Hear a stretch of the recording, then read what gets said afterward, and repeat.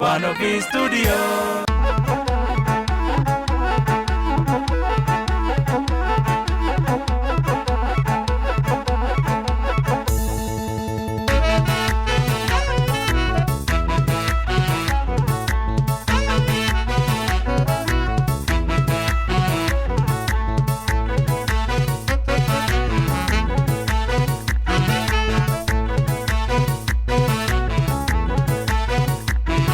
Shoya ugo seni bulchi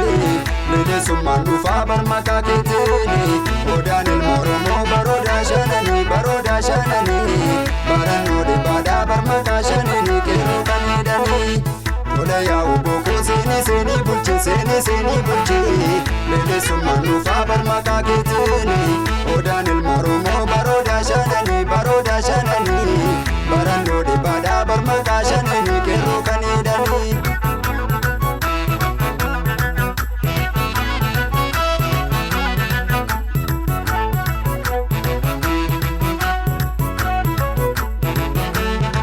Ya aba ololtu wala buma Lubu kanne sifa wareegama Wobu kanko abbasin bogare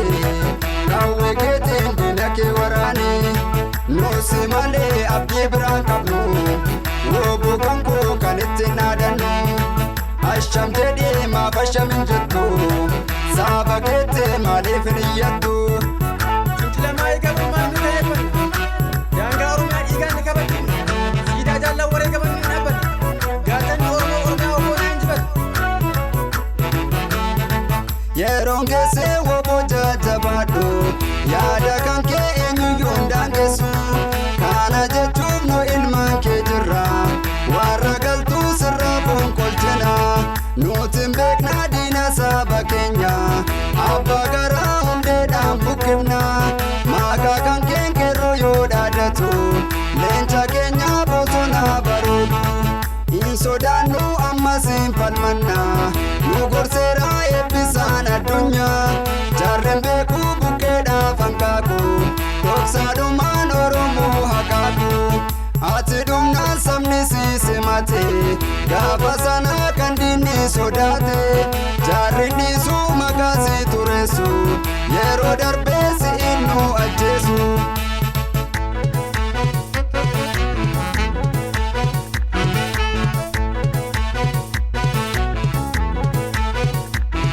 Shoya ugo seni bulchi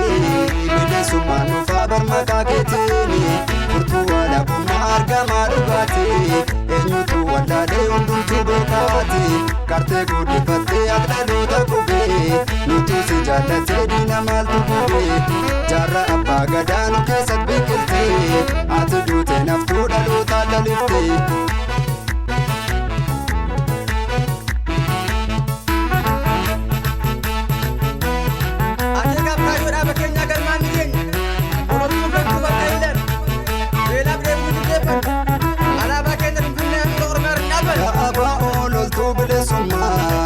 Lubbu kennee sifan wareegama